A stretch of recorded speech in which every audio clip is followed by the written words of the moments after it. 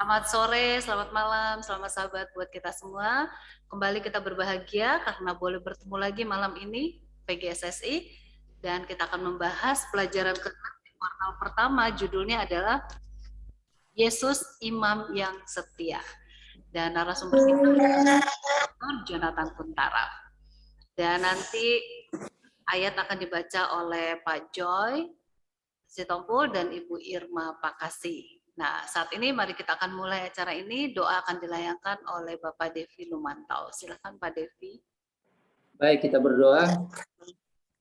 Tuhan Allah Bapa kami yang bertahta dalam kemuliaan sorga, puji dan syukur kami panjatkan ke hadapan hadirat-Mu, di mana berkat Tuhan boleh menjadi bagian kami sepanjang minggu, dan kami boleh nikmati hari Sabat pada petang hari ini. Terima kasih karena Tuhan masih kumpulkan kami dalam grup PGSSI untuk mendengarkan pelajaran sekolah Sabat yang akan dipersatukan oleh hamba-Mu Pendeta Kuntara. Tuhan berkati akan hamba-Mu dalam menyampaikan pelajaran sekolah Sabat ini, dan biarlah Roh-Mu juga menyertai kami semua yang mendengarkan, sehingga kami boleh menikmati berkat atas pelajaran yang kami dengarkan, dan besok kami bisa bawakan itu di kelas kami masing-masing. Berkati juga Ibu Peggy yang terus bekerja sama dan memimpin acara ini. Kami mau serahkan semuanya serta mohon ampun dosa di dalam nama Yesus kami berdoa. Amin. Amin. Terima kasih Pak Devi. Ya, terima kasih Bu Peggy.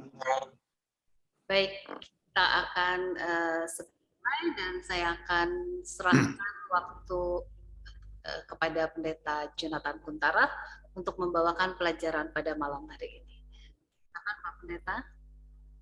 Baik, selamat sahabat, saudara-saudara sekalian di mana saja berada. Ya, hari ini memang saya cukup sibuk. Saat jam 3.30 pagi sudah kasih seminar untuk Asia Pacific International University. Ya, 3.30 sampai jam 5. Sesudah itu kirim-kirim renungan, kemudian cepat-cepat datang ke sini. Sampai ketinggalan saya punya earphone. Mudah-mudahan bisa kedengaran tetap jelas. Ya,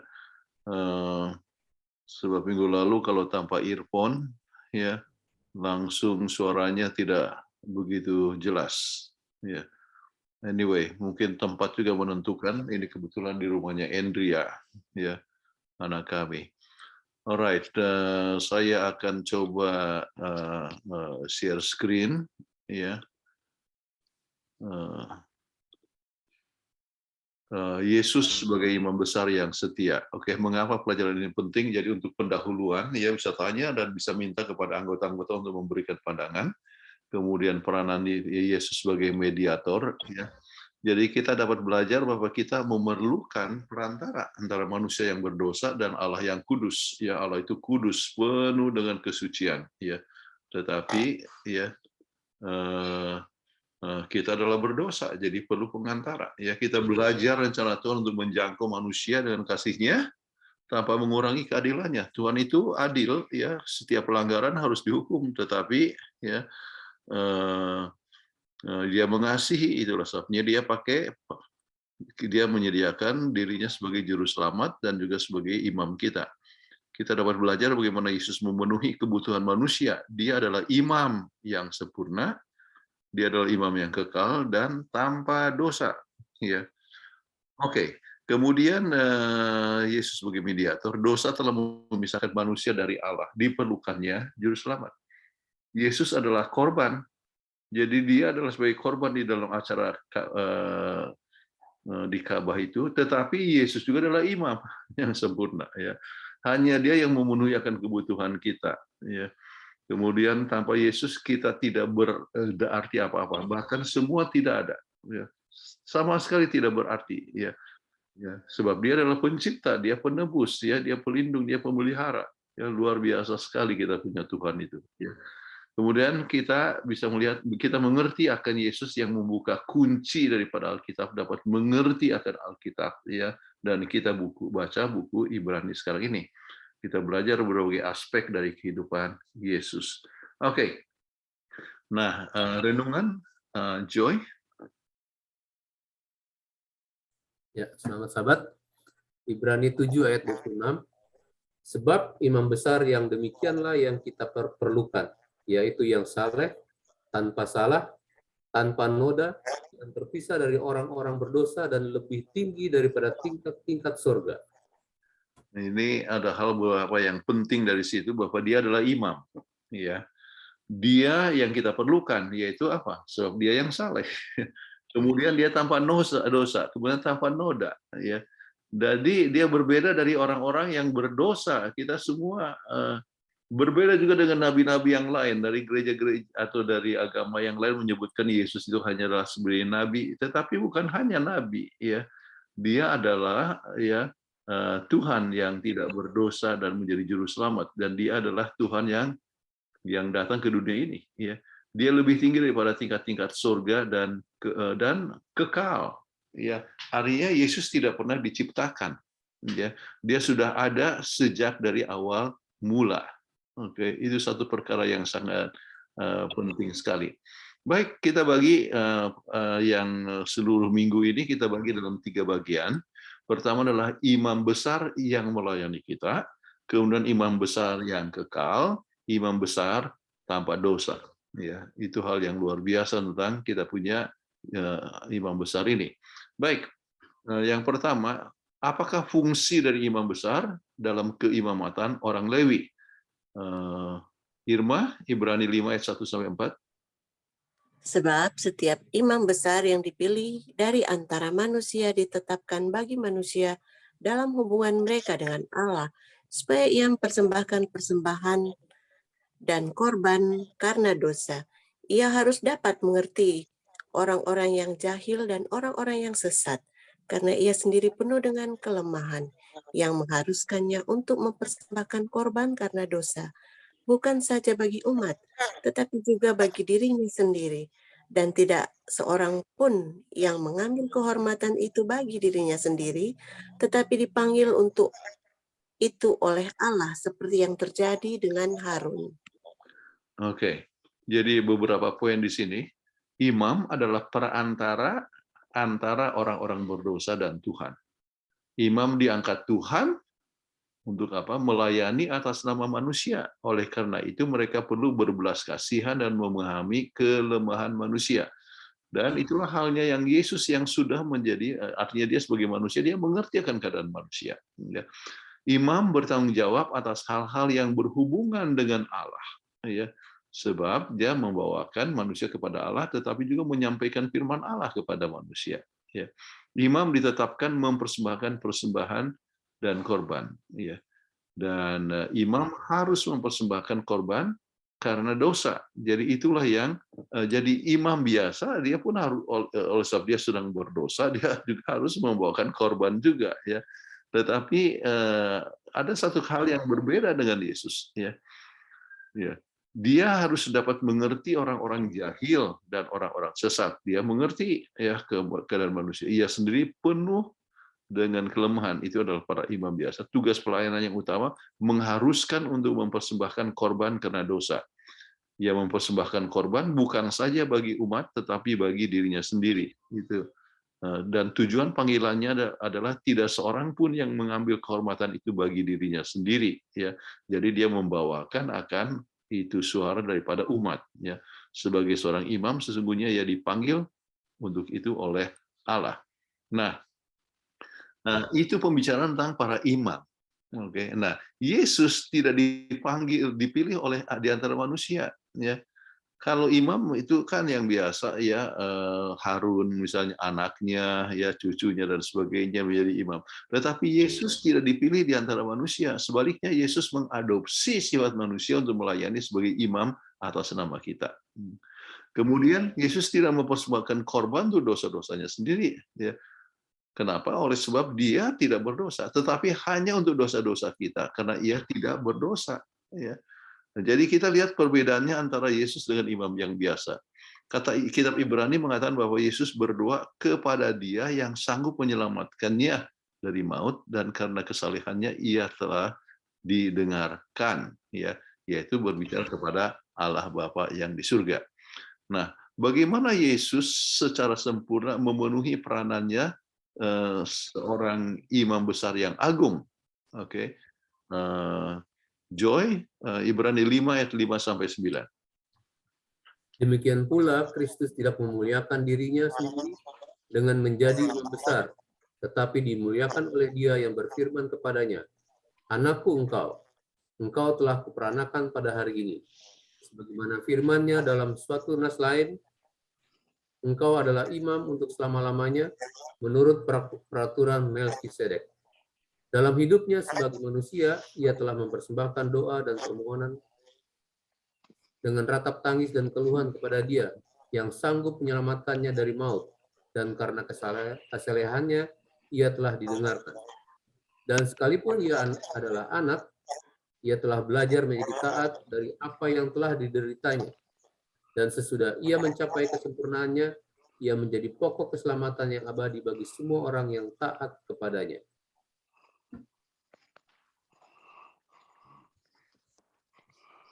Baik, kemudian kita coba lihat ya, Imam Yesus itu berbeda memang dengan keimamatan Lewi.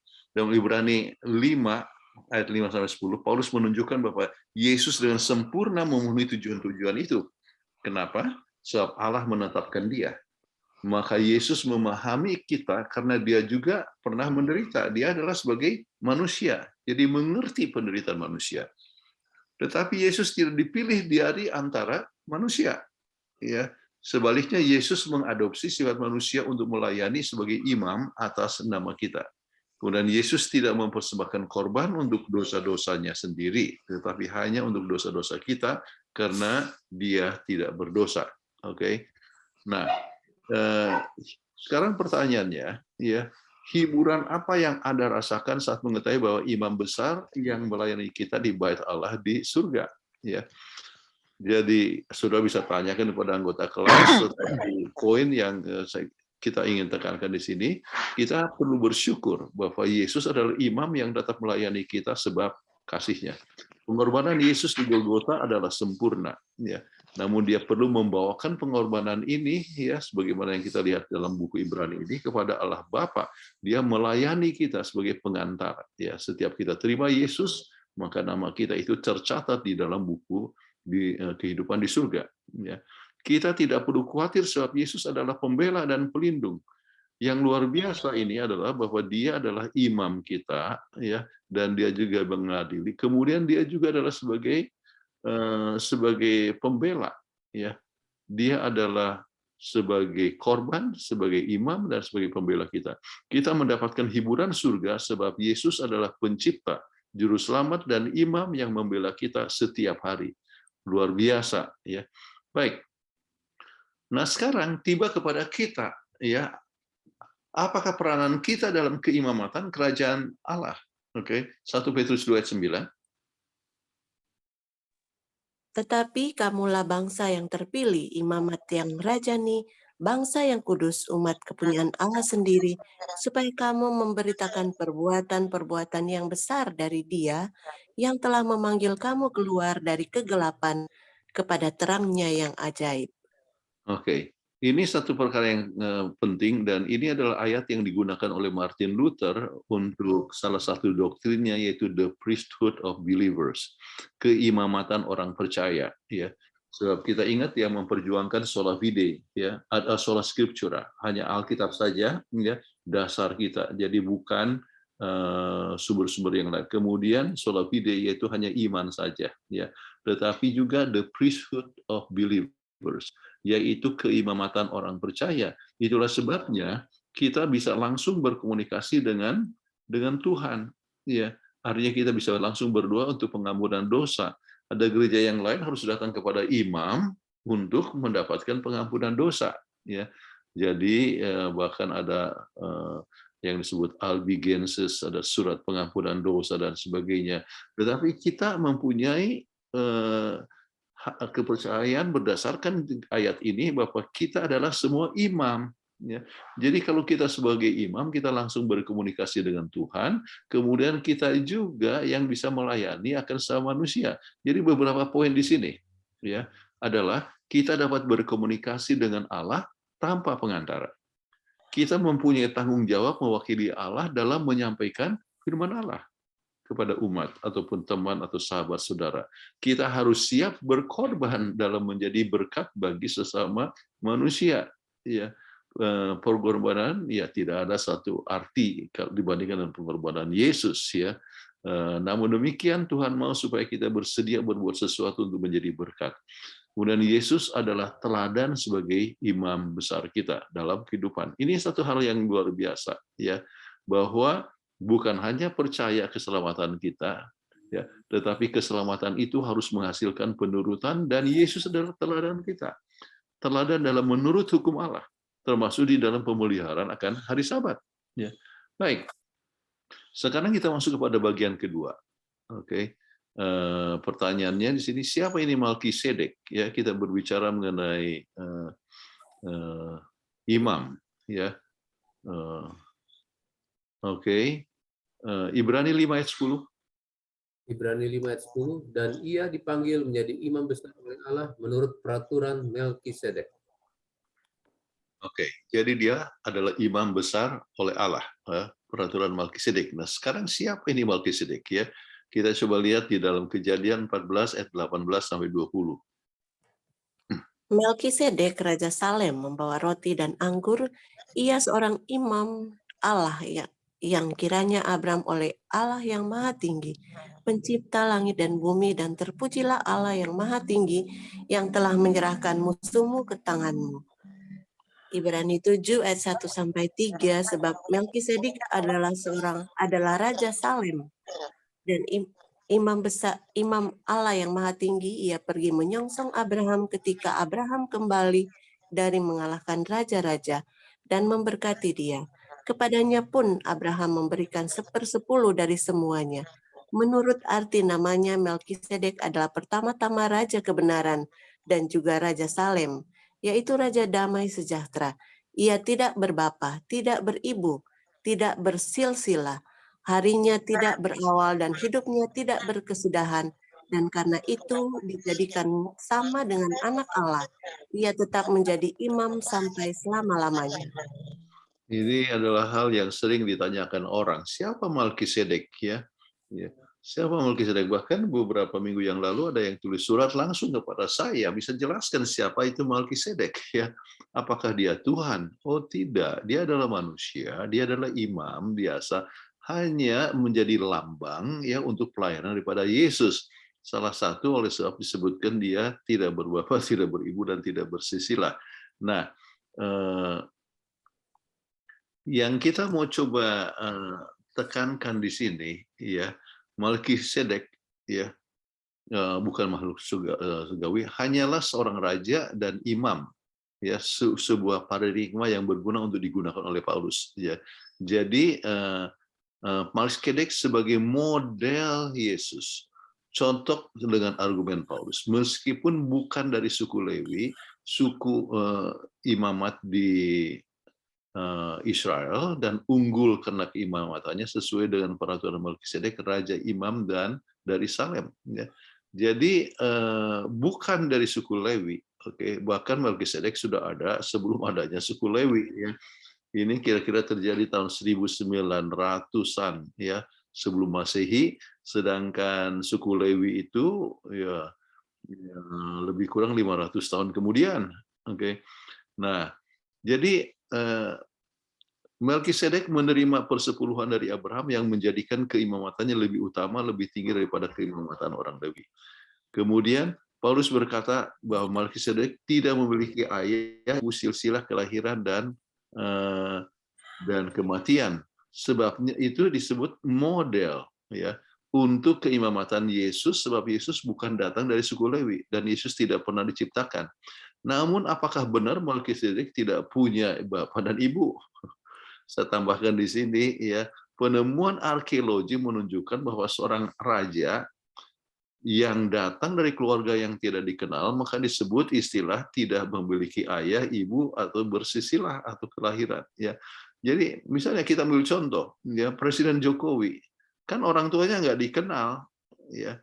Jadi orang tidak kenal bapaknya, maka dalam istilah arkeologi itu kalau bapaknya tidak dikenal, maka disebut dia tidak berbapa dan tidak beribu. Kalau Megawati langsung orang tahu kan anaknya daripada Presiden Soekarno. Ya. Jadi Jokowi, ya siapa yang kenal bapaknya? Ya. Nah, istilah ini ya yang dipakai oleh Paulus, ya tidak berbapak, tidak beribu. Tetapi bukan berarti betul-betul ya tidak ada bapak dan tidak ibu.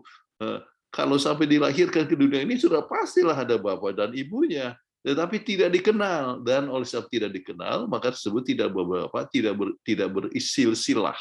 Oke, tidak bersilsilah. Ya, dan ini menjadi satu model untuk pelayanan Yesus yang juga oleh sebab memang Yesus tidak diciptakan. Oke, nah, tidak dikenal. Ya. Baik, bagaimana kehidupan dan pelayanan dari Melkisedek dibandingkan dengan kehidupan dan pelayanan Yesus sebagai Mesias dan Imam Besar? Ya, itu saudara-saudara tanyakan di kelas ya, tetap bisa berikan di sini. Nah, Melkisedek menerima persepuluhan dari Abraham, dan Yesus tidak menerima persembahan. Dia justru mengorbankan dirinya untuk keselamatan manusia. Yesus adalah juru selamat dan juga imam besar kita yang tetap melayani kita. Ini satu perkara yang luar biasa, ya. Kalau kita katakan, wah kita mau melayani akan Yesus, sebetulnya Yesus yang melayani kita. Yesus yang melayani kita, bahkan Dia mati untuk kita. Itu adalah satu hal yang sangat penting sekali untuk kita alami. Baik, apakah yang kita dapat pelajari dari ayat-ayat ini mengenai imam besar kita? Oke, Ibrani 7 ayat 14 sampai 16. Sebab telah diketahui semua orang bahwa Tuhan kita berasal dari suku Yehuda, dan mengenai suku itu Musa tidak pernah mengatakan sesuatu apapun tentang imam-imam. Dan hal itu jauh lebih nyata lagi jikalau ditetapkan seorang imam lain menurut cara Melkisedek, yang menjadi imam bukan berdasarkan peraturan-peraturan manusia, tetapi berdasarkan hidup yang tidak dapat binasa. Oke, jadi apa yang kita bisa pelajari dari sini bahwa ternyata ya Yesus itu bukan hanya sembarangan imam ya, tetapi dia menurut peraturan Melkisedek ya. Dan jadi bukan berdasarkan peraturan-peraturan daripada orang-orang Lewi ya. Dan ini satu perkara yang luar biasa, dan saya sebutkan tadi oleh sebab dia bukan hanya menjadi imam, tapi dia menjadi korban ya.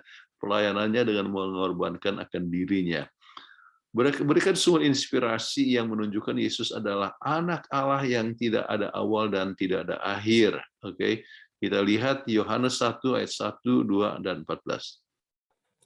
Pada mulanya adalah Firman. Firman itu bersama-sama dengan Allah, dan Firman itu adalah Allah. Ia pada mulanya bersama-sama dengan Allah. Firman itu telah menjadi manusia dan diam di antara kita sebagai anak tunggal Bapa, penuh kasih karunia dan kebenaran. Oke, ini hal yang luar biasa mengenai Yesus, dan saya tidak mencantumkan, tetapi sudah bisa baca saja. Kalau mengajar misalnya Wahyu 1 ayat 10, 11, 17, 18, atau Kolose 1 15 dan 18, yang menunjukkan bahwa Yesus menciptakan segala sesuatu ya. Jadi dia adalah yang merupakan artinya awal dan akhir. Baik, kita coba lihat di sini. Yesus menerima keimamatan atas dasar kehidupan yang tidak dapat dihancurkan, dan karena dia memegang pelayanan kekal. Ya, Yesus itu kekal, sudah ada sebelum ada di dunia ini. Oke, Yesus menyelamatkan sepenuhnya, kekal dengan sempurna. Keselamatan yang disediakan Yesus adalah total dan final. Oke, itu Tuhan memberikan keselamatan. Sebagai satu dengan Tuhan dan dengan manusia, dia mewakili kita di hadapan Bapa. Jadi dia ke dunia ini dia mewakili Bapa, tetapi di hadapan Bapa dia mewakili kita. Ya, so, kita menerima Yesus sebagai juru selamat. Ya, jadi dia adalah imam yang mewakili kita. Ya. Sebagai seorang yang mempersembahkan hidupnya sebagai korban, Yesus memiliki perkenanan yang tak tergoyahkan di hadapan Tuhan. Jadi dia adalah memberikan dirinya sendiri. Baik, apakah Yesus akan melayani sebagai imam besar sampai masa kekekalan? Ini bisa didiskusikan. Kalau di surga, apakah dia masih tetap jadi imam? Ataukah pekerjaan sebab imam besar selesai setelah semua dijadikan baru? Ya. Nah, saya tuliskan di situ bagus didiskusikan untuk bahan pemikiran begini, manusia tidak lagi terpisah dari Allah. Jadi kita tidak perlu perantara kan ya. Manusia akan bisa memandang Allah muka dengan muka. Dengan demikian imam sebagai pengantara tidak lagi diperlukan. Namun Yesus akan tetap sebagai sumber kebenaran. Manusia hidup hanya sebab kasih karunia Allah. Jadi sama seperti sebetulnya Adam dan Hawa itu di Taman Eden sebelum ada dosa, ya, maka hidup mereka itu tetap juga berdasarkan kasih karunia Allah. Sebab Tuhanlah yang memberikan kehidupan. Begitu juga dengan kita di surga nanti.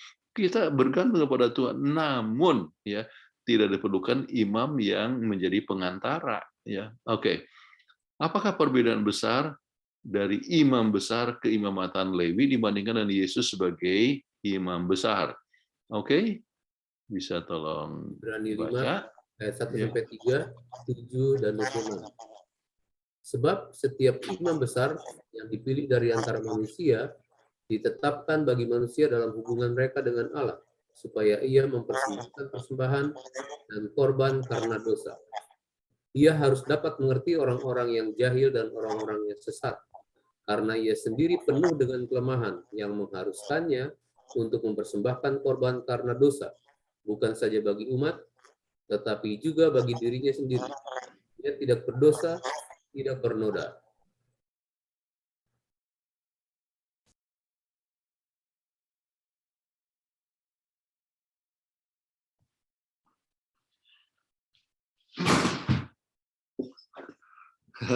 Maafkan.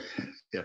Oke, sekarang kita coba lihat ya berdasarkan ayat ini ya bahwa dia adalah korban, dia tidak berdosa, tetapi dia membawakan dirinya sendiri. Tetapi kalau kita lihat kepada Ibrani 4 ayat 15, jelas katakan bahwa dia dicobai dalam segala perkara, tetapi dia tidak berdosa. Ya. Jadi itu adalah perbedaan yang sangat besar sekali. Kalau imam biasa, ya mereka pun harus membawakan korban juga untuk keselamatan mereka. Ya. Jadi kalau begitu imam biasa masih tetap memerlukan Yesus, tetapi Yesus sama sekali tidak memerlukan akan korban. Justru dia yang jadi korban. Oke. Apalagi sifat Yesus imam besar kita sebagai tambahan dengan kenyataan bahwa dia tidak mengorbankan korban untuk diri sendiri sebab dia tidak berdosa, ya. Kemudian itu adalah hal-hal yang bisa disebutkan tentang keadaan dia, ya. Nanti ada beberapa poin di situ. Hiburan apakah yang Anda dapatkan dari fakta bahwa Yesus tanpa noda sebagai anak domba yang mengangkut dosa isi dunia ini dan juga adalah imam besar kita, ya. Jadi ini adalah satu penghiburan kepada kita bahwa mungkin seorang itu untuk menurut akan Tuhan kalau bergantung kepada Tuhan sepenuhnya, ya. Dan dia adalah imam besar kita. Baik, jadi ada beberapa poin sebagai penjelasan daripada apa yang ditanyakan tadi, yaitu bahwa Yesus itu adalah saleh, ya. Jadi ini menunjukkan bahwa Yesus dicobai dengan segala perkara, tetapi dia tidak berdosa. Kemudian Yesus itu tanpa noda, dia tetap murni dan tidak sepenuh tersentuh oleh kejahatan. Meskipun dicobai dalam segala hal, ya, ketidakberdosaan sempurna Yesus penting untuk imamatannya. Perjanjian Lama menetapkan bahwa korban persembahan harus tidak bercela, kan, ya, agar dapat diterima oleh Allah Bapa. Ya, ketaatan Yesus yang sempurna selama kehidupan di dunia menunjukkan dia untuk mempersembahkan dirinya sebagai korban yang dapat diterima kepada Tuhan. Sebab hanya korban yang tak bercela yang dapat diterima. Itu dilambangkan dengan domba yang tidak bercacat cela. Maka begitu juga dengan Yesus yang tidak bercacat cela. Yesus terpisah dari orang-orang berdosa. Ketika ia naik ke surga, bentuk kata Yunani menunjukkan bahwa ini adalah keadaan sekarang bagi Yesus yang dimulai pada titik waktu yang tertentu. Ya. Jadi ya tetap dia tidak berdosa, keadaannya terpisah dari orang-orang berdosa ya dengan sendirinya pada saat dia sesudah kematiannya. Yesus lebih tinggi daripada tingkat-tingkat surga. Artinya Yesus telah ditinggikan di atas segala sesuatu yang ada dan oleh karena itu ia bersatu dengan Allah. Ya. Kemudian Yesus sepenuhnya manusia, tetapi dia bukanlah manusia berdosa seperti kita. Ya, sebab itu dia adalah teladan kita. Oke, baik. Nah sekarang, sorry.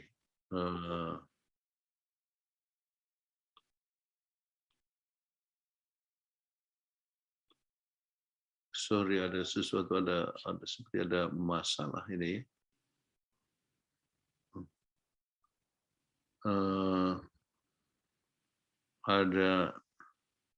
Saya tidak tahu kenapa tiba-tiba. Oke.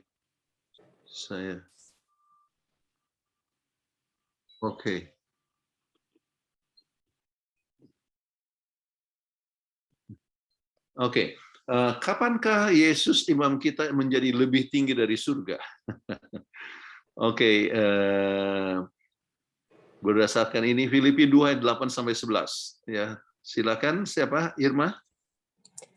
Dan dalam keadaan sebagai manusia ia telah merendahkan dirinya dan taat sampai mati, bahkan sampai mati di kayu salib. Itulah sebabnya Allah sangat meninggikan dia dan mengaruniakan kepadanya nama di atas segala nama, supaya dalam nama Yesus bertekuk lutut segala yang ada di bawah di langit dan yang ada di atas bumi dan yang ada di bawah bumi, dan segala lidah mengaku Yesus Kristus adalah Tuhan bagi kemuliaan Allah Bapa. Jadi kapankah Yesus imam besar kita menjadi lebih tinggi daripada surga dan sebagainya? Ya, biasanya sesudah dia punya kematian di sini, ya, di kayu salib. Oke, nah sekarang bila Anda merefleksikan sifat Yesus, juru kita yang sempurna dan imam besar kita, dampak apakah yang Anda miliki saat mengetahui bahwa dia memanggil Anda sebagai saudara dan saudarinya? Ya, apakah kita terjamah oleh sebab kasihnya? Ya. Ataukah kita kagum akan pengorbanannya? Atau tertarik akan teladan hidupnya? Ya, satu perkara yang perlu kita renungkan, ya, bahwa kita melihat dan memandang Yesus yang sempurna dan begitu besar kasihnya yang luar biasa, maka sudah selayaknya kita mempunyai menerima dia dan juga kita akan menjadikan dia sebagai teladan kehidupan kita. Baik, ini kutipan, ini bahasa Indonesianya. Kutipannya adalah Peggy yang baca. Ya. Adalah maksud setan untuk mengadakan perpisahan yang kekal antara Allah dan umat manusia. Akan tetapi dalam Kristus, kita dihubungkan lebih rapat lagi dengan Allah daripada sekiranya kita tidak pernah berdosa. Dalam mengambil sifat-sifat kita, Juru Selamat telah mengikatkan dirinya kepada manusia dengan ikatan kasih yang tidak akan pernah putus. Inilah ikrar yang menunjukkan bahwa Allah pasti akan menepati janjinya. Seorang anak lahir untuk kita. Seorang putra telah diberikan untuk kita. Lambang pemerintahan ada di atas bahunya. Allah telah memakai sifat kemanusiaan dalam diri anaknya dan membawa sifat itu ke langit yang tertinggi. Baik, terima kasih.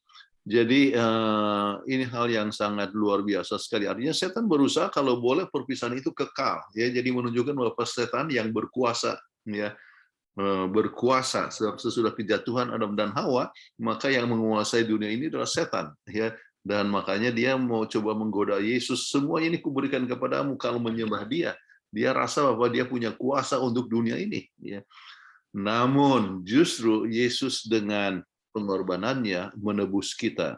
Jadi kita milik Tuhan dan kita akan lebih dekat dengan Tuhan. Baik, kita coba lihat beberapa kesimpulan. Ya, Yesus adalah satu-satunya yang jadi imam besar kita. Sebab dia sempurna, tidak berdosa, tidak bernoda, namun dia adalah manusia, hingga bisa menjadi pengantara dari manusia yang berdosa dengan Allah yang kudus. Yesus adalah kekal, Alfa dan Omega. Oleh sebab dia dari kekekalan, maka dia akan membawa kepada kita kepada kekekalan. Yesus, sebab imam besar kita, adalah teladan bagi kita semua yang juga telah Tuhan panggil menjadi imam bagi Tuhan. teladan dalam persekutuan dengan Tuhan, teladan dalam ketaatan, teladan dalam pelayanan. Yesus adalah imam yang melayani. Sekarang ini di Bait Kudus di surga, kita harus memandang kepadanya untuk mempunyai kuasa dalam membentuk tabiatnya.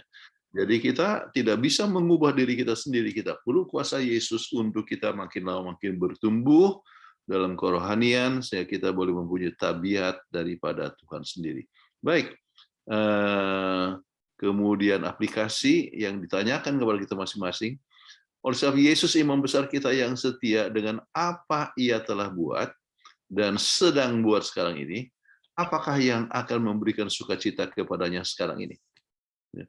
Jadi dia melayani kita. Kira-kira apa yang membuat Tuhan itu bersukacita? Ya.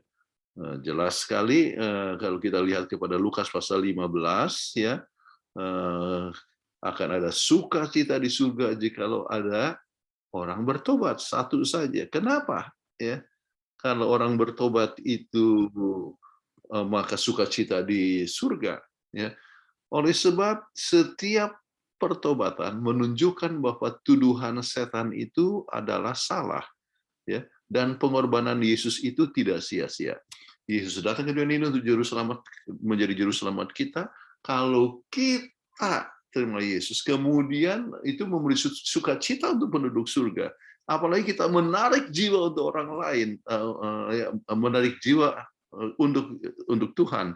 Itu adalah sukacita di surga. Ya, luar biasa sekali. Kemudian, apakah yang Anda secara pribadi, secara keluarga atau secara jemaat dapat buat agar lebih banyak yang mengenal Yesus sebagai imam besar yang setia?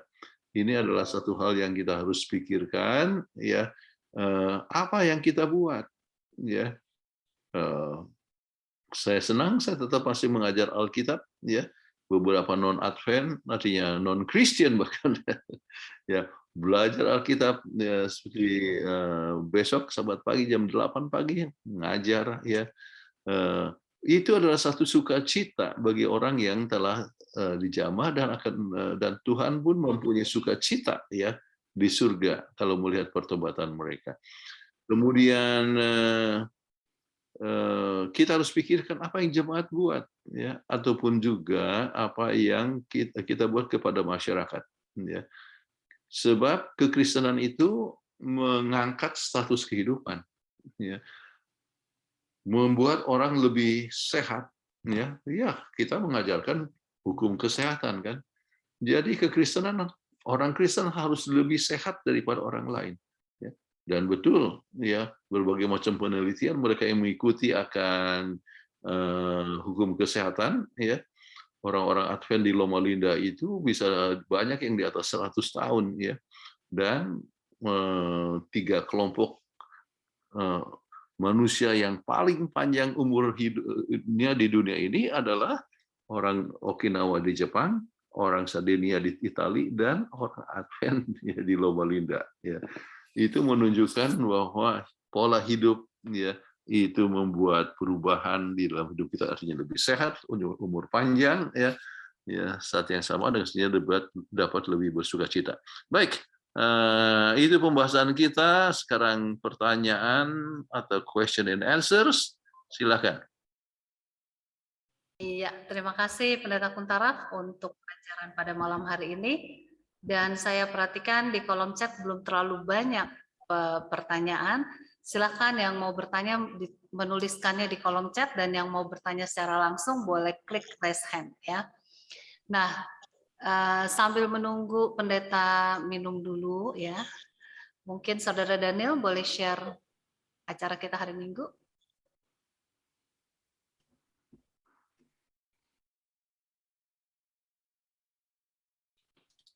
Ya, ini hari Minggu pagi. Kami sengaja tidak putar teaser video, karena kalau video itu sering di YouTube-nya sering ada macam-macam. Nah, ini judulnya adalah Setan Meradang. Pembicaranya adalah Pendeta HI Misa pada hari Minggu tanggal 6 Februari jam 9 pagi. Pastikan semua ikut, karena acara ini tidak direkam, tidak masuk YouTube gitu. Ini untuk kalangan sendiri semestinya, tapi ini adalah pelajaran yang sangat baik.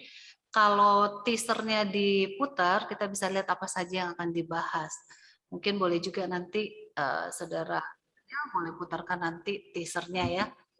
Dan selanjutnya adalah hari Minggu malam. Kembali Pendeta Dr. Kontarap, satu webinar berbahasa Inggris. Dan ini adalah masuk pelajaran ke-24 ya. How to live. Nah, ini dia yang tadi dibahas, bagaimana kita bisa hidup lebih sehat, panjang umur dan berbahagia ya. Hari Minggu tanggal 6 jam 8 malam waktu Indonesia bagian Barat. Semua diundang, diharapkan kehadirannya. Baiklah, sudah ada yang raise hand dan juga sudah ada beberapa pertanyaan di kolom chat. Oke, ada yang direct juga. Ya, oke, saya akan bacakan pertanyaan yang pertama. Pertanyaan yang pertama, sebentar.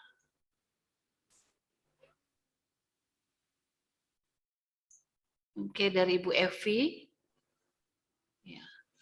Selamat sahabat semua. Pertanyaannya adalah yang di hari tadi sudah diralat ya, bukan Selasa tapi hari Senin bagian bawah. Apa pernyataan tentang Melkisedek ajarkan pada kita? Bagaimana Tuhan bekerja di antara mereka yang belum pernah memiliki misionaris manusia yang berkhotbah pada mereka? Jadi kalau hari Senin yang paling bawah itu apa yang pernyataan tentang Melkisedek ajarkan kepada kita tentang bagaimana Tuhan bekerja di antara mereka yang belum pernah memiliki misionaris manusia yang berkhotbah kepada mereka. Itu ya maksudnya pertanyaannya ya Bu Evi ya. Oke. Jadi mungkin maksudnya bagaimana Tuhan bisa bekerja ya padahal belum ada misioneri untuk bekerja, belum ada pendeta misalnya ya. Kita ambil contoh lah misalnya orang-orang di pedalaman bagaimana Tuhan bekerja. Oke. Kalau baca di dalam buku Roma pasal yang kedua, mungkin ayat yang ke-14 bisa tolong baca Ibu Peggy. Ya, sebentar. Roma 13-14. Oke.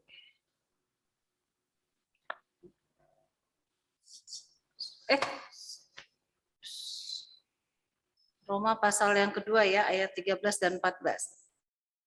Karena bukanlah orang yang mendengar hukum Taurat yang benar di hadapan Allah, tetapi orang yang melakukan hukum Tauratlah yang akan dibenarkan.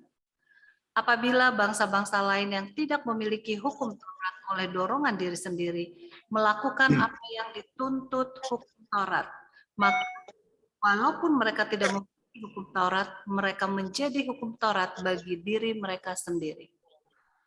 Oke, jadi bangsa-bangsa lain, ya, kalau mereka tidak punya hukum Taurat, tetapi kalau sesuai dengan dorongan hatinya, artinya sesuai dengan kata hatinya, mengikuti akan kehendak Tuhan, maka Tuhan membenarkan mereka. Artinya apa? Tuhan itu bekerja kepada kata hati kita masing-masing. Ya, banyak prinsip-prinsip hukum itu, ya, ada pada berbagai macam budaya. Misalnya mencuri itu salah, ya, atau menghukum membohong itu salah, ya. Jadi itu semua ajaran itu masuk di dalam hati seseorang. Jadi Tuhan bisa menggunakan itu, ya. Mereka belum mengenalkan Tuhan, ya. Namun, ya, Tuhan berbicara melalui kata hati masing-masing, maka ya mereka itu dapat dibenarkan. Jadi begitu kita lihat tentang pengalaman dari Melkisedek tidak disebutkan di dalam Alkitab dia terima wahyu dan sebagainya, tetapi Tuhan berbicara kepadanya, ya, secara pribadi. Jadi dalam banyak hal Tuhan bisa menggunakan, bisa berkomunikasi dengan orang-orang tertentu dengan ilham-ilham yang tertentu. Saya ambil contoh, ya. Banyak orang Kristen atau orang Tionghoa yang percaya bahwa Konghucu adalah nabi, ya. Kenapa? Coba lihat ajaran-ajarannya. ya, tulisan-tulisannya, ya, dan betul-betul menunjukkan bahwa ada ada persamaan, ya, ada persamaan dari ajaran daripada Konghucu, ya, itu dengan Alkitab, ya.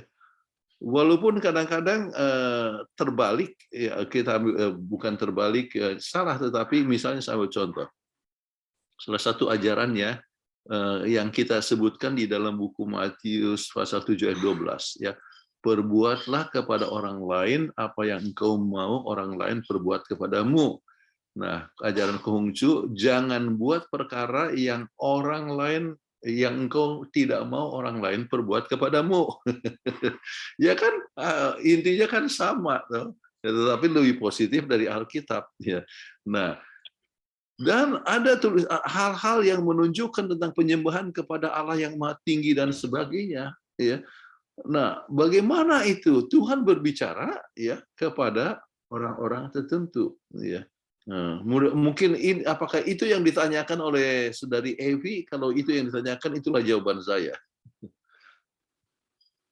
Iya, terima kasih. Semoga sudah menjawab. Pertanyaan selanjutnya dari Bapak Edwin Thomas. Ini dari Singkawang, ya. Sejak kapan Yesus menjadi imam? Ya, sekarang gampang sekali dia punya. Saya ajukan pertanyaan, sejak kapan dia membawa korban? Sejak kapan Yesus membawakan korban? Ya. So, pekerjaan daripada imam adalah apa? Membawakan korban. Ya. Jadi Yesus membawakan korban, ya, dengan kematiannya. Ya. Jadi dengan demikian dia adalah sebagai imam membawakan korban. Ya. Nah, tetapi Yesus juga mendoakan, ya, jadi membawakan korban, ya, itu pada saat di kayu palang, ya, tetapi mendoakan akan murid-muridnya, ya, sebagai pengantara, ya, itu sebelum kematiannya, ya. Misalnya di dalam Yohanes pasal 17, ya, dia katakan aku berdoa kepada mereka, ya, yang percaya, ya, dan juga pada mereka yang percaya melalui pekabarannya. Jadi sebelum itu dia sudah melakukan pekerjaan imam, yaitu sebagai pengantara. Ya. Nah, tetapi Yesus, ya, pada saat dia mengabarkan Injil, ya, itu adalah mengabarkan Injil adalah tugas daripada guru agama, dan mengajarkan juga adalah peranan daripada nabi, ya, yang menerima firman Tuhan dan menyampaikan kepada orang lain. Sebab Yesus itu istimewanya bukan hanya imam, dia juga nabi, ya, dan dia memang adalah anak Allah. Jadi dia melakukan semua peranan itu di dalam dirinya. Jadi kita tidak bisa sebutkan spesifik waktu, ya. Yang jelas puncaknya adalah pada saat ia membawakan korban, yaitu pada saat ia disalibkan. Oke. Namun pekerjaan pengantaran itu adalah sudah dia sempat buat sebelumnya. Oke. Oke. Baik, terima kasih Pendeta. Pertanyaan selanjutnya ini. Oke, pertanyaan selanjutnya dari Bapak Jerry lalu, ya. Yesus Tuhan dan manusia 100%. Apakah selama di dunia hidup sebagai manusia, pada saat mana Yesus menggunakan keilahiannya? Dalam kurung dia bertanya apakah pada saat melakukan mujizat. Pendeta nggak bisa baca karena ini direct message. Oke. Ya, pada saat ia melakukan mujizat itu adalah menunjukkan keilahiannya. Ya. Pada saat ia menyembuhkan orang, artinya membangkitkan orang mati. Tuhan kan sumber kehidupan, hanya Tuhan yang bisa buat itu. Ya. Pada saat dia menghentikan angin ribut, ya, itu kan kuasa Tuhan, ya, menunjukkan keilahiannya. Pada saat dia memberikan makan 5.000 orang, mana bisa kita kasih makan 5.000 orang? Nggak bisa, ya. Jadi pada saat dia berkomunikasi artinya dengan Tuhan, misalnya di Matius pasal 17, ya, pada saat dia dimuliakan, ya, menunjukkan keilahiannya. Jadi ia dari waktu ke waktu menunjukkan keilahiannya. Namun, ya, ia tidak pernah membuat keilahiannya untuk kepentingan diri sendiri. Itu hal yang luar biasa.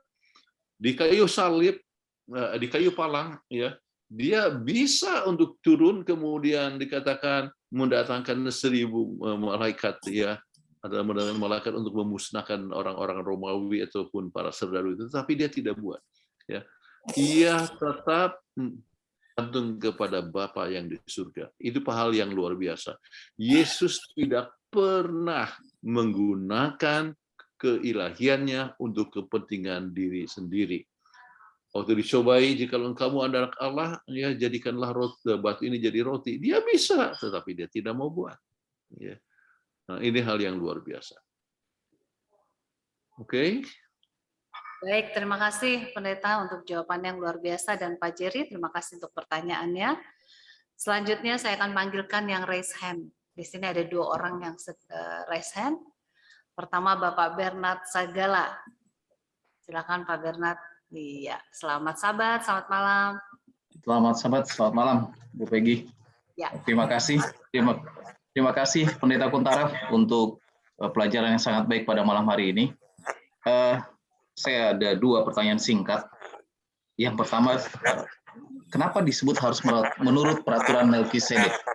Apakah karena dia seorang imam dan raja yang pertama, atau karena ada sesuatu hal yang khusus? Kemudian yang kedua, tadi pendeta sudah menjelaskan dengan sangat baik mengenai Ibrani 7 ayat 1 sampai 3. Tapi saya masih ada satu pertanyaan di sini. Apa maksudnya Melkisedek hidupnya tidak berkesudahan? Karena ini masih agak menjadi pertanyaan. Saya nggak tahu apakah tadi sempat dijelaskan karena saya sempat meninggalkan tempat saya. Apa maksudnya bahwa Melkisedek hidupnya tidak berkesudahan? Nah, ini mungkin yang perlu juga kita ketahui. Terima kasih Pendeta. Oke. Jadi apa pertanyaan yang pertama tadi? Kenapa harus disebut menurut peraturan Melkisedek? Kenapa tidak menurut imam yang lain? Apakah karena dia raja dan imam yang pertama di dunia ini, atau karena ada hal khusus lainnya? Peraturan. Sebab ada peraturan yang lain. Peraturan yang lain itu adalah peraturan keimamatan, ya, dari Harun, ya, kemudian turun ke Eleazar atau turun kepada keturunannya daripada orang-orang Lewi, ya, dan imam besar selalu keturunan daripada Harun. Oke. Jadi ada peraturan untuk yang lain. Jadi sekarang bagaimana dengan Melkisedek? Peraturan Melkisedek, ya. Itu artinya sesuatu perkara untuk menunjukkan kontrasnya antara peraturan daripada Harun, ya, dan peraturan daripada Melkisedek. Ya. Jadi gunakan kata peraturan, dan peraturan yang dibuat itu adalah pengangkatan yang langsung daripada Tuhan. Mengenai masalah tidak berkesudahan, sebab memang apa? Itu adalah lambang daripada apa yang dibuat oleh Yesus, bahwa pelayanannya itu kan tidak berkesudahan, ya. Jadi dia sekarang melayani sekarang. Kalau berkesudahan itu bukan berarti bahwa sampai sekarang Melkisedek itu masih melayani, ya. Biasanya pada saat dia mati itu tidak lagi melayani, ya. Tetapi itu ada yang merupakan suatu lambang bagaimana Yesus yang melayani dan tidak berkesudahan, artinya dia masih tetap melayani sampai sekarang ini, ya, yaitu apanya? Yesusnya. Oke? Terima kasih Pendeta. Iya. Ya. Terima kasih Pak Bernard Sagala. Dan selanjutnya dari Ibu Elfrida Siboro. Siapa sebenarnya Melkisedek?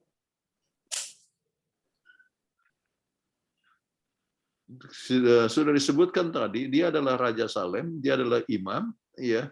Kemudian dia adalah manusia, ya. Jadi hanya hidup pada masa Abraham hidup, ya, dan Abraham memberikan 1/10 daripada barang-barang tadi, barang jarahan diberikan kepada Melkisedek, artinya itu seperti income, ya, diberikan kepada imam, ya. Jadi bukan berarti bahwa Melkisedek adalah Tuhan, dia adalah sebagai manusia biasa, tetapi dia mempunyai fungsi sebagai imam pada waktu itu.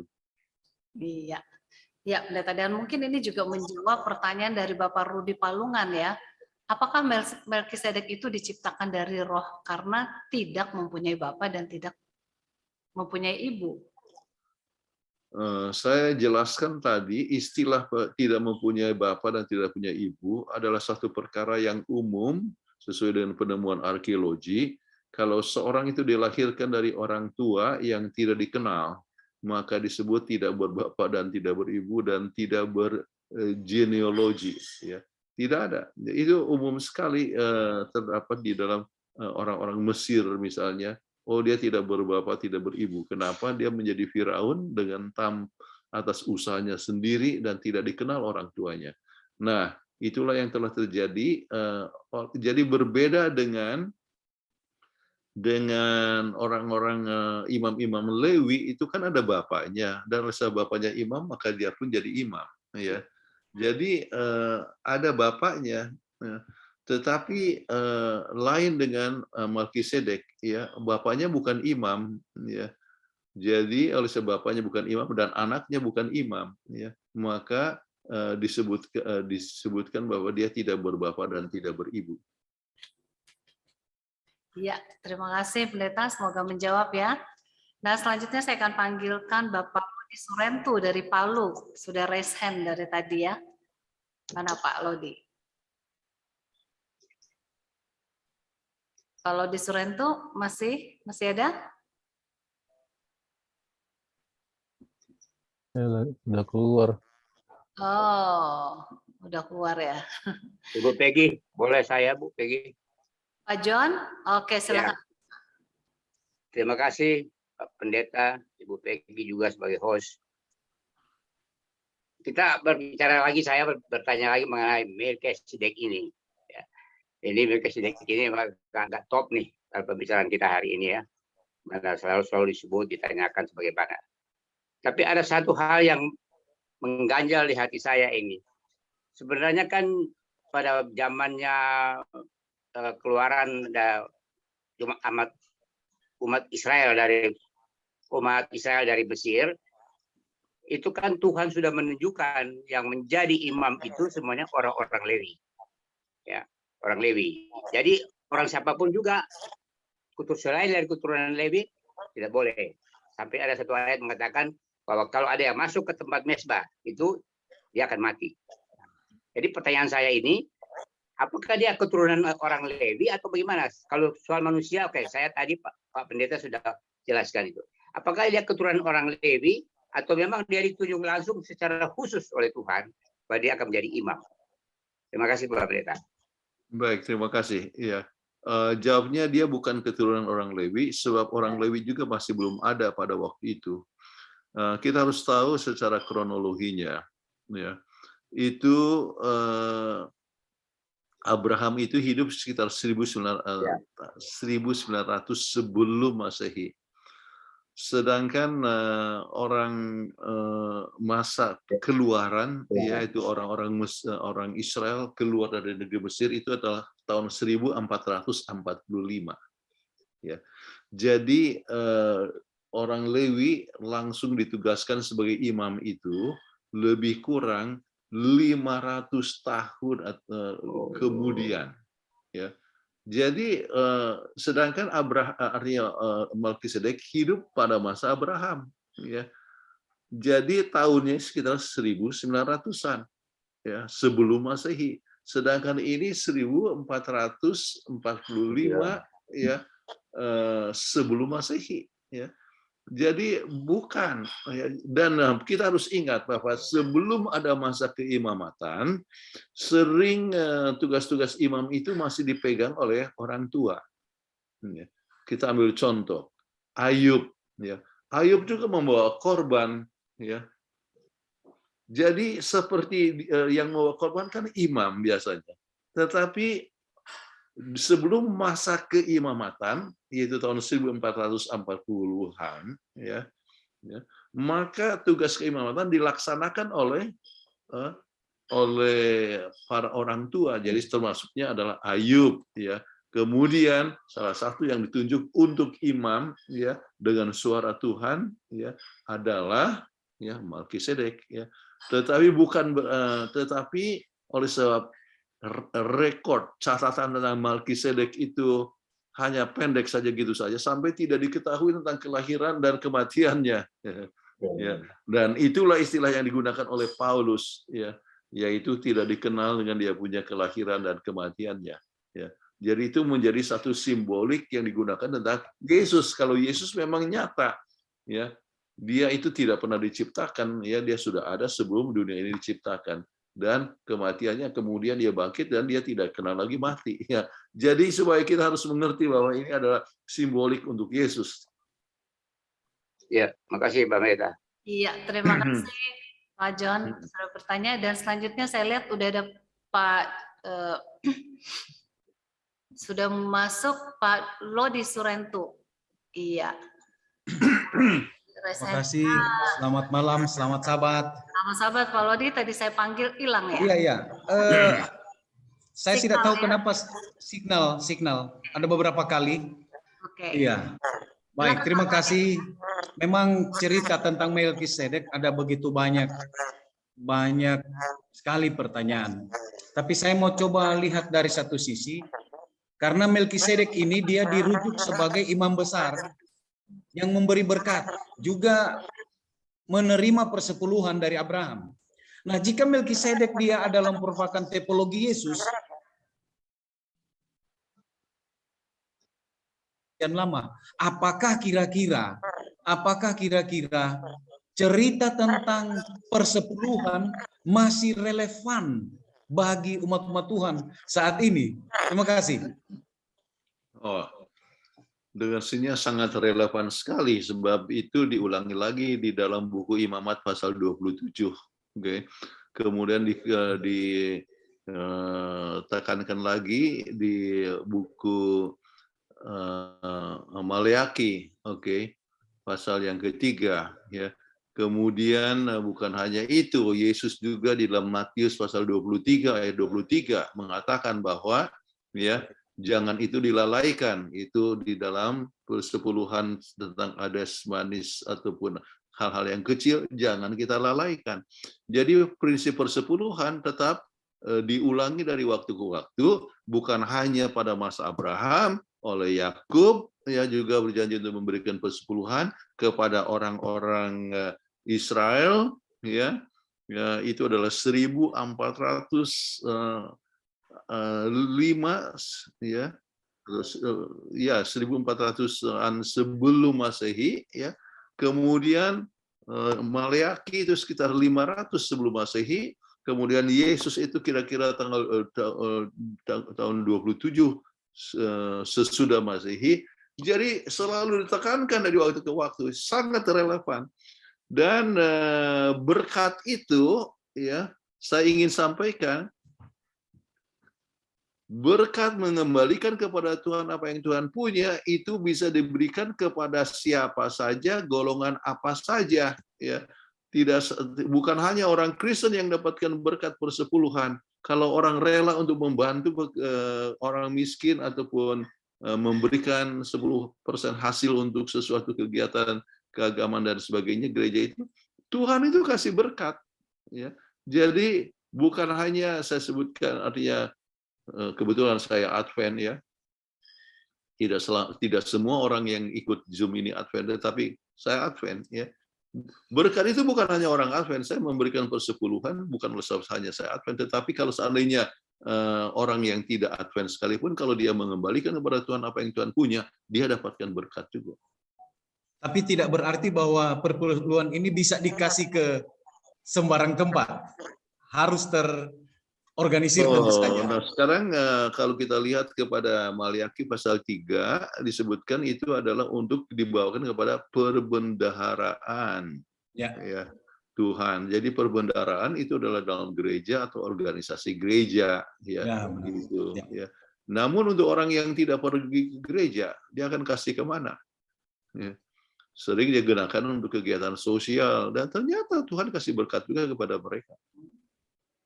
Oke? Terima kasih. Terima kasih, Pendeta. Terima kasih. Iya, terima kasih Pendeta. Peggy, saya berhubungan dengan perpuluhan ini karena Bapak yang tadi itu lagi bicara mengenai perpuluhan. Pak Pendeta, saya mau tanya nih, perpuluhan mulai kapan awalnya? Kemudian kalau zaman sekarang itu perpuluhan dalam bentuk barang apa dalam bentuk uang? Itu kan suka ke gereja kan kita diminta perpuluhan, bukan diminta, artinya saya menyumbang perpuluhan dari penghasilan. Nah, dari penghasilan itu berarti 1/10 dari penghasilan. Itu pengertian saya, ya, pengertian yang dangkal dari saya ini. Nah, misalnya saya penghasilannya 100.000 per bulan, saya kasih 1/10 itu jadi 10.000. Apakah begitu? Artinya Pak Pendeta, terima kasih. Oke. Kapan mulainya persepuluhan? Sesuai dengan catatan Alkitab itu adalah pada saat masa Abraham. Ya, Abraham memberikan. Sebelum itu tidak tercatat. Ya, tetapi kalau memberikan korban, ya itu kita lihat bahwa itu melambangkan kepada Yesus, itu sudah ada di Taman Eden. Artinya begitu manusia berdosa, kita ingat bahwa Habil mempersembahkan korban. Oke, jadi memberikan kepada Tuhan itu adalah satu perkara yang sudah ada sebelum bangsa Israel ada sekalipun. Ya, baik. Kemudian artinya tentang masanya, oke. Kemudian dalam bentuk apa, ya, berkat Tuhan itu dalam bentuk apa, ya. Tuhan memberikan berkat melalui gaji, jadi 100.000 maka 10.000 adalah bukan kita berikan, tetapi kita kembalikan, sebab itu Tuhan punya, ya. Kita kembalikan kepada Tuhan punya. Namun ada juga berkat-berkat yang lain, ya. Kalau misalnya Anda dapatkan ada punya pohon durian di rumah, itu Pak John, ya, ada pohon durian, ya. Jadi kita lihat saja berapa hasilnya, kemudian ya Anda kan jual misalnya durian, kemudian dapatkan hasil, kemudian itu bisa diberikan kepada gereja dalam bentuk uang. Nah, untuk beberapa tempat tertentu pada masa dulu itu banyak orang memberikan sesuai dengan hasilnya, yaitu misalnya dia punya sawah, menanam beras, maka beras itu ya sebagai hasil dihitung, kalau misalnya dia dapatkan 10 karung, 1 karung untuk Tuhan, dibawa berasnya. Ya. Tetapi itu berarti bahwa setiap gereja harus punya gudang-gudang, ya, yang besar untuk menampung barang-barang. Nah, sekarang oleh sebab sistem organisasi yang ada, maka bisa saja barang itu diuangkan, ya, maka kemudian diberikan persepuluhannya. Ya. Jadi bisa dalam berbagai macam bentuk. Ya. Iya. Terima kasih Pak Pendeta. Mungkin tadi belum dijawab bentuk persepuluhannya, misalnya penghasilannya 1 juta, persepuluhnya 100.000. Dari Pak John tadi bertanya, Pendeta. Oh, bagaimana? Iya, saya sudah jawab. Jadi hasilnya artinya dapatkan 100.000, kemudian persepuluhan ya 10.000, jadi 10. Namun saya ingin katakan bahwa kita itu tidak bisa mengalahkan Tuhan dalam memberi.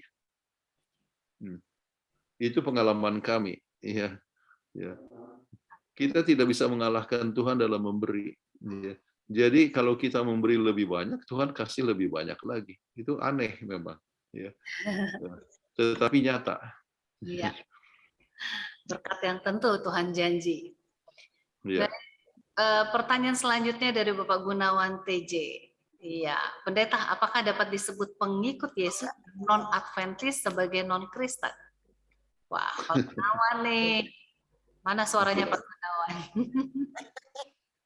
Baik, apa namanya, pertanyaan dari Bapak Gunawan ini, ya, apa artinya Kristen? Ya, nama Kristen itu pertama dipakai untuk orang-orang Kristen di Antioquia, ya, dan arti Kristen artinya pengikut Yesus. Ya. Jadi kalau tidak mengikuti Yesus, ya dengan sendirinya tidak bisa disebut ya Kristen. Ya. Atau kalau Kristen artinya pengikut Yesus. Jadi ditanyakan di sini apakah disebut pengikut Yesus kalau non Adventis atau non Christian? Ya, kalau memang bukan Kristen tidak bisa disebut apa namanya pengikut Yesus. Ya. Jadi pengikut Yesus artinya Kristen adalah pengikut Yesus. Oke. Oke, terima kasih. Dari Ibu Kadariati Lodo. Apakah karena Yesus adalah Tuhan maka tidak berbuat dosa selama di dunia ini? Tolong jelaskan. Oke. Yesus ya sebagai manusia dia mempunyai tubuh yang lebih lemah daripada Adam dan Hawa. Ya.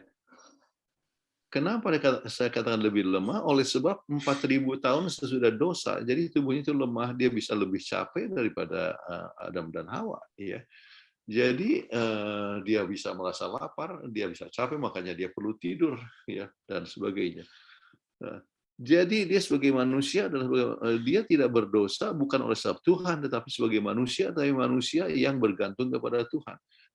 Memang Yesus tidak mempunyai kecenderungan berdosa. Kenapa? Sebab dia dilahirkan oleh Roh Kudus. Ya. Jadi dia tidak cenderung, tetapi bisa berdosa. Tapi dia tidak mau berdosa. Ya. Kenapa? Dia berhasil untuk tidak berdosa oleh sebab dia bergantung kepada Tuhan sepenuhnya. Mudah-mudahan menolong ini Ibu Kadariati Lodo. Iya. Terima Di kasih. Tanjung Bening. Baik, selanjutnya saya panggilkan yang sudah raise hand, yaitu Bapak Tambunan. Bapak Denis Tambunan. Selamat sahabat Pak, silahkan. Selamat sahabat Ibu Peggy, selamat sahabat Bapak Pendeta Kuntarap. Ada 2 pertanyaan yang saya mau tanyakan, dan memang itu terkait dengan pelajaran kita, Kristus dan Melkisedek di Ibrani 7. Yang pertama pertanyaannya Ibrani 7 ayat 3 dan 4. Tadi ayat 3 sudah dijelaskan mengenai Melkisedek ini. Tetapi yang mau saya tekankan di ayat yang keempatnya pendeta, camkanlah betapa besarnya orang itu yang kepadanya Abraham bapa leluhur kita memberikan 1/10 dari segala rampasan yang paling baik. Nah, kata rampasan ini agak nyeleneh atau agak dalam tanda kutip menurut saya ya. Rampasan berarti kalau kita memang mencoba untuk memberikan 1/10 dari penghasilan kita, walaupun itu sifatnya rampasan dalam tanda kutip, ini saya nggak tahu apa maknanya ini ya, rampasan ini. Apakah korupsi, apakah money laundry atau segala macam itu. 1/10-nya itu kita berikan kepada Tuhan, apakah itu memang boleh begitu pendeta? Menurut pemikiran saya yang masih bodoh ini ya, artinya kata-kata rampasan itu pertanyaan pertama. Pertanyaan kedua masih tetap di dalam Ibrani 7, tetapi ayat 11 dan 12. Yang saya tekankan di sini di ayat yang ke-12-nya. Ibrani 7 ayat 11 dan 12, ayat yang ke-12-nya. Sebab jikalau imamat berubah, dengan sendirinya akan berubah pula hukum Taurat itu. Yang pertanyaan saya adalah, hukum Taurat yang mana yang berubah pendeta? Apakah hukum Taurat untuk masalah pengorbanan atau hukum Taurat secara keseluruhan? Karena ada dua pribadi atau kita katakanlah 2 oknum yang di luar peraturan Harun ya. Yang pertama Melkisedek itu sendiri, yang kedua dari suku Yehuda yaitu kita ketahui adalah Yesus. Itu yang di luar keimamatan Harun. Nah, jadi kalau sudah berubah ketika dibawa oleh suku lain yaitu suku Yehuda, dalam hal ini Yesus Kristus, berarti hukum Taurat itu sudah tidak sama lagi. Yang diubah itu apakah keseluruhan ataukah hanya hukum pengorbanannya itu, pendeta? Terima kasih, itu saja pertanyaan saya. Terima kasih. Yang pertama, persepuluhan dari barang rampasan. Ya. Nah, sekarang barang rampasan itu dari mana? Ya, itu pada saat ini beberapa kerajaan itu menyerang Sodom dan Gomora, kemudian mereka itu bawa barang rampasan. Kemudian akhirnya dihadapi oleh Abraham, kemudian Abraham juga mendapatkan barang rampasan. Merupakan satu kebiasaan bahwa barang rampasan itu artinya kalau suatu kerajaan ada satu kerajaan atau satu bangsa dan sebagainya dikalahkan, maka membawa barang rampasan. Jadi mereka itu adalah dianggap sebagai sesuatu income. Oke. Jadi Abraham tidak mau ya untuk menerima, tetapi tetap mau dipaksakan ya kan oleh Raja Sodom ya, dipaksakan ya, dan dia berikan itu, jadi artinya dipaksa untuk terima itu adalah sebagai suatu income daripada Abraham, dan dia berikan income ini kepada Melkisedek 10%. Ya. Jadi sesuatu jadi jangan dianggap seperti rampasan seperti sekarang ini kita rampas dari orang, kemudian artinya kita merampok, merampas, kemudian kita cari. Tetapi itu adalah merupakan sesuatu artinya masalah kerajaan suatu bangsa dikalahkan oleh bangsa yang lain, maka mendapatkan bahan rampasan. Ya. Sebetulnya Abraham juga tidak mau, tetapi diberikan. Jadi itu adalah satu income untuk Abraham. Ya. Maka dia memberikan persepuluhan daripada income tersebut. Ya, kemudian mengenai masalah Taurat yang berubah, ya kita selalu harus ingat bahwa Taurat itu ada 4 macam, ya, ada terdiri atas 4 bagian, ya. Jadi ada Taurat yang disebut hukum upacara, ada Taurat yang disebut hukum sipil, ya, ada Taurat yang disebut hukum kesehatan, ya. Kemudian ada Taurat yang dalam bentuk hukum ya moral. Ya. Jadi bagaimana sekarang perubahan perubahan apa? Ya. Kita mengetahui bahwa dalam Yesus Kristus ya Taurat itu Tuhan itu menanamkan hukum Taurat itu di dalam hati kita. Ya. Jadi bukan berubah bukan dalam arti tidak berlaku, tetapi disimpan di hati kita. Dan apa itu? Sesuatu hal yang berhubungan dengan moralitas kehidupan manusia. Jadi 10 hukum itu ditaruh di hati kita, ya, dan kasih sayang. Ya.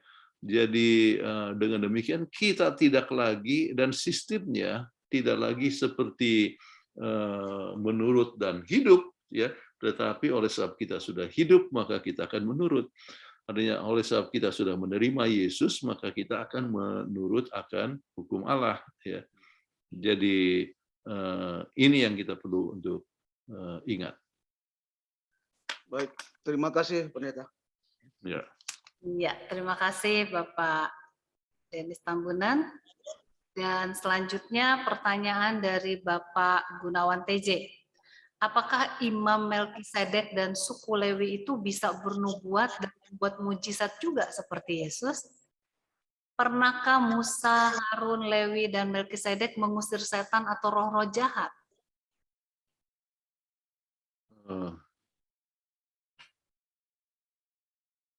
Jadi yang ditanyakan apakah Melkisedek bisa mengusir setan atau buat mujizat? Ya. Jawabannya adalah tidak tertulis. Ya. Ya. Jadi kalau tidak tertulis kita tidak tahu ya apakah itu dia mengusir setan atau dan sebagainya. Sebelum saya lupa Ibu Peggy ya jam 8 harus berhenti persis ya. Oleh sebab saya dengan Kathleen harus antar anak-anak ke sekolah. Oke. Cucu-cucu. Jam 8. Jadi masih 8 menit lagi ya.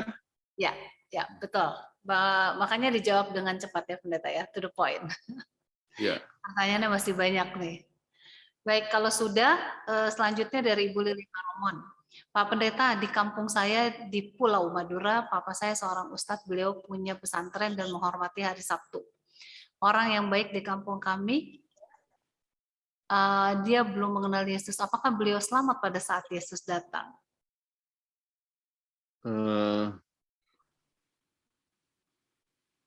Mereka belum punya pesantren. Jadi Dan menghormati. Dia punya pesantren. Jadi ayahnya adalah seorang ustadz, punya pesantren, dan juga menghormati hari Sabtu. Dan orang baik di kampung.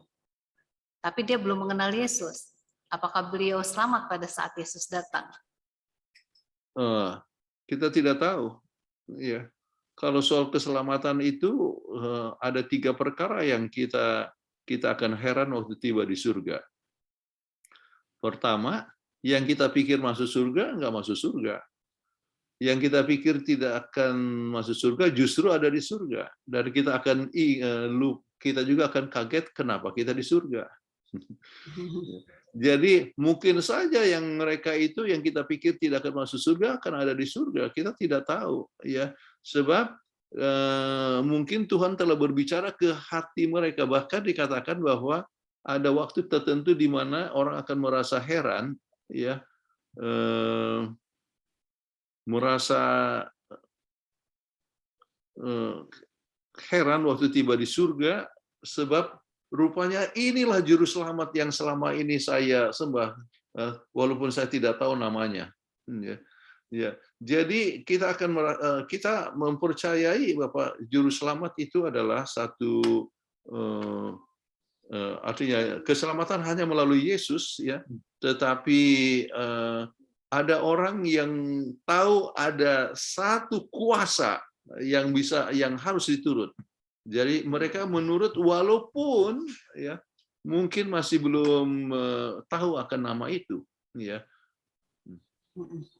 Baik, Pendeta, ini saya panggilkan Bapak James Tambuwun yang sudah raise hand. Adakah Pak James? Halo? Ya, Pak James, saya mohon maaf. Ya, kedengeran. Mohon maaf, pertanyaannya singkat, Pak, karena waktunya tidak cukup lagi nih, masih banyak pertanyaan. Ya. Jam 8 tank harus berhenti. Pendeta, saya mau tanya aja ini tentang di Imamat 7 ayat 2 dan 3 itu letterlek atau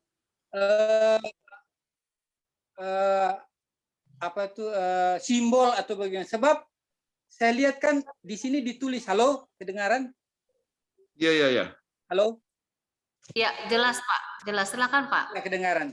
Di sini saya lihat Melkisedek ini kriterianya sama kayak Yesus. Dia Raja Salam dan dia imam selama-lamanya, maksud saya hanya di bumi kan atau sampai di Yerusalem baru itu. Sebab dibilang ibu tidak berbapa, harinya berawal dan tidak berkesudahan. Dia imam menjadi imam untuk sampai selama-lamanya di mana? Di dunia ini atau sampai Yerusalem baru itu? Itu pertanyaan saya. Terima kasih. Oke, saya sudah jelaskan bahwa ini masalah simbol yang digunakan untuk keimamatan daripada Yesus. Pak, udah tadi Pak, lagi dijawab Pendeta. Ya, dari keimamatan Yesus, ya, oleh sebab tidak lahir,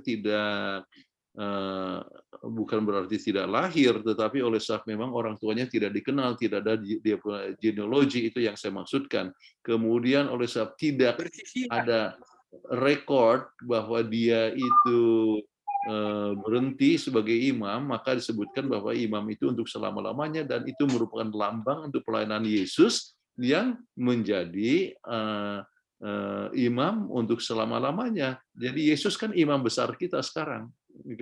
Dia mempunyai pelayanan di surga sekarang ini untuk menjadi pengantara kita.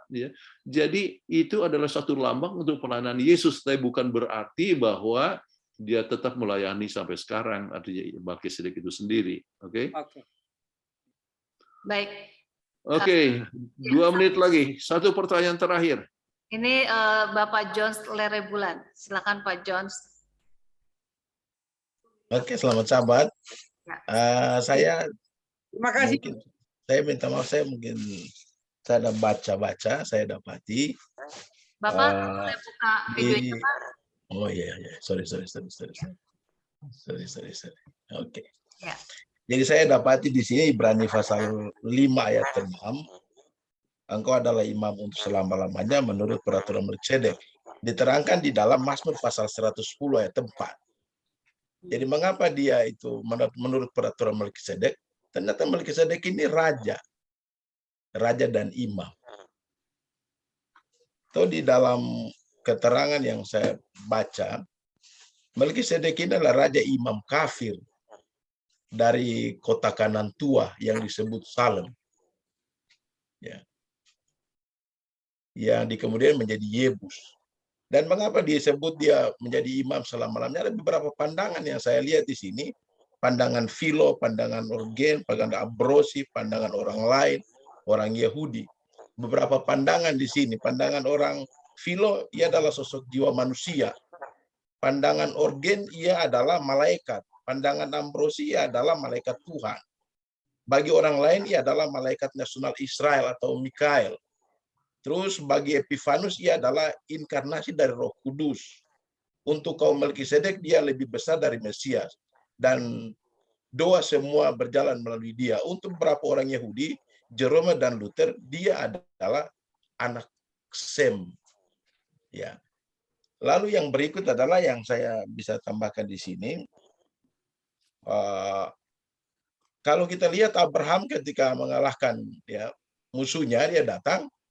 Melkisedek mendoakan dia atas nama Allah Maha Besar. Allah Maha Besar. Jadi di dalam, kalau sudah baca di dalam Kejadian 14 ayat 17 sampai 20. Jadi Abraham mengapa berikan persepuluhan? Karena dia itu imam dan raja. Lalu dia mendoakan Abraham yang mengalahkan Kedorlaomer. Gitu. Itu mungkin saya punya tambahan saya, Pak Pendeta. Baik, terima kasih Bapak Jones Lerebulan. Baik, saya hanya mau sampaikan bahwa dia adalah manusia biasa, ya.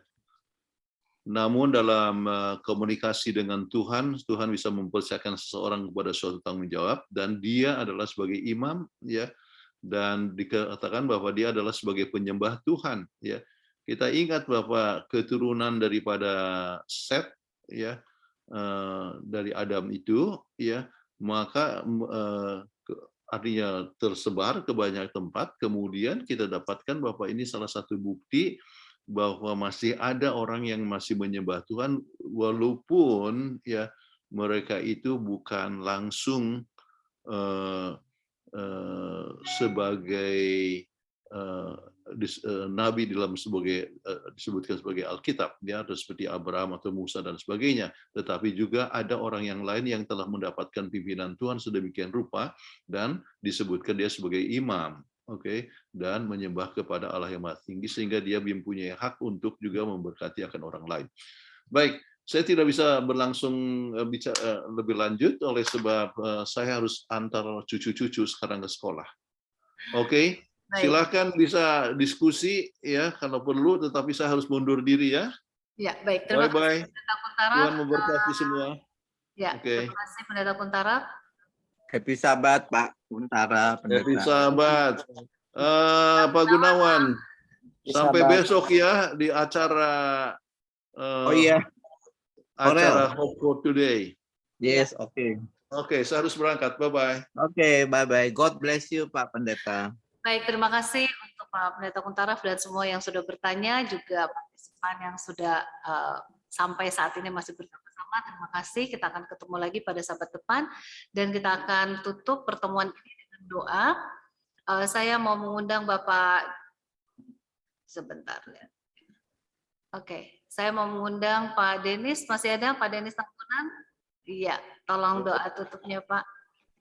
Kita berdoa. Puji syukur, terima kasih Tuhan atas segala berkat yang Kau berikan bagi kami. Kami telah mempelajari pelajaran sekolah Sabat yang mengingatkan kembali kepada kami Tuhan bagaimana pelayanan keimamatan yang Engkau berikan bagi kami melalui Yesus Kristus yang telah mencurahkan darahnya bagi kami manusia yang berdosa ini Tuhan. Dan keimamatan itu kekal adanya dan terus berlangsung sampai kekekalan.